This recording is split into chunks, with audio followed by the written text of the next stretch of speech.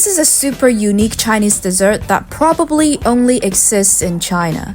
It's a persimmon roll filled with all kinds of nuts, dry fruit, and cheese, and this is how people usually make it.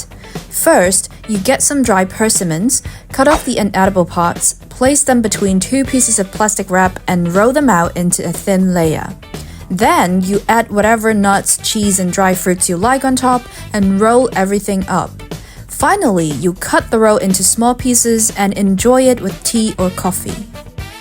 This is easily a 9 out of 10 dessert. It is healthy, chewy, rich, and perfectly balanced. The one I have here is filled with blue cheese, cream cheese, butter, pumpkin seeds, cashews, dried plums, dried raspberries, dark chocolate, and pistachios. They're all wrapped in this naturally sweet persimmon shell. Every bite is layered. First the chew, then the creaminess, then the crunch, and then the little pops of tart and bittersweet. It honestly feels like a tiny edible treasure chest. I would 100% order this again. I highly recommend it.